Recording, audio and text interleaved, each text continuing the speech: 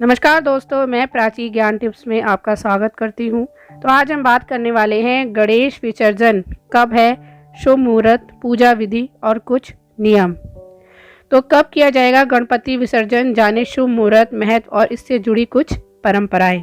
अगर आप चैनल पे आ गए तो हमारे चैनल को लाइक और सब्सक्राइब ज़रूर करते जाइएगा। कमेंट बॉक्स में जय गणेशाय नमः ज़रूर लिखते जाइएगा। गणपति बप्पा आपकी हर मनोकामना पूरी करे। तो चलिए दोस्तों शुरू करते हैं। गणपति विसर्जन के दिन भक्त गणपति की मूर्ति का विधिवत पूजन कर सम्मान के साथ विसर्जन करते हैं। साथ ही उपासना करते हैं कि पूजा में नारियल, शमी, दूध का इस्तेमाल करते हैं। गणेश चतुर्थी का पर्व भगवान गणेश के जन्म का प्रतीक है। यह पर्व 10 दिनों तक चलता है। इस दौरान भक्त गणपति बप्पा की प्रतिमा को अपने घर में स्थापित करके उनकी पूजा अर्चना करते हैं। इस महापर्व का समापन गणेश विसर्जन के साथ होता है। गणेश विसर्जन के दिन भगवान गणेश की प्रतिमा को पूरे सम्मान और धूमधाम के साथ विसर्जित किया जाता है। तो आइए जानते हैं गणेश विसर्जन की तिथि, शुभ मुहूर्त, महत्व और कुछ बातें। तो दोस्तों अब बात करते हैं गणेश विसर्जन की तिथि। इस बार गणेश विसर्जन 6 दिसंबर को होगा। इसी दिन अनंत चतुर्दशी भी मनाई जाती है, लेकिन कुछ साधक अपनी परंपराओं के अनुसार 1.5, 3, 5 या 7 दिनों के बाद भी गणपति का विसर्जन करते हैं। तो दोस्तों अब बात करते हैं गणपति विसर्जन का तरीका।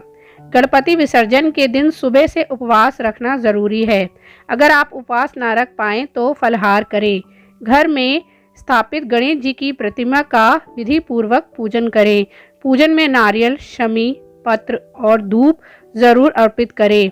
प्रतिमा को विसर्जन के लिए ले जाते समय भगवान गणेश को समर्पित अक्षत घर में जरूर बिखेर दें। गणेश का विसर्जन नंगे पैर ही करें। बता दें कि विसर्जन के लिए मिट्टी की प्रतिमा सर्वश्रेष्ठ है, इसलिए प्लास्टिक की मूर्ति को स्थापित ना करें। विसर्जन के बाद हाथ जोड़कर श्री गणेश से कल्याण और मंगल की कामना करें। तो दोस्तों अब बात करते हैं विसर्जन के समय करें विशेष उपाय। एक भी पात या पीला कागज ले, अष्टगंध की स्याही या नई लाल स्याही की कलम भी ले। भोजपत्र पीले कागज पर सबसे ऊपर स्वास्तिक बनाएं। इसके बाद स्वास्तिक के नीचे ओम गणपति नमाय लिखें। इसके बाद अपनी सारी समस्याएं लिखें। लिखावट में कट छट ना करें। कागज के पीछे कुछ ना लिखें। समस्याओं के अंत में अपना नाम लिखें। इसके बाद गणेश पत्र लिखें। सबसे आखिर में स्वास्तिक बनाएं। कागज को मोड़कर रक्षा सूत्र में बांध लें। इस कागज को गणेश जी को समर्पित करें। इस कागज को भी गणेश जी की प्रतिमा के साथ ही विसर्जन करें। माना जाता है कि ऐसा करने से जीवन की सभी समस्याएं दूर होती है।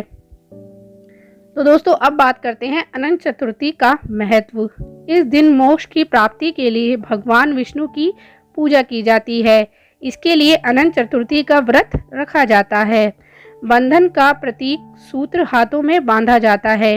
व्रत के पारायण के समय इसको खोल दिया जाता है। इस व्रत में नमक का सेवन नहीं करते हैं। पारायण में मीठी चीजें जैसे सेवई या खीर खाते हैं।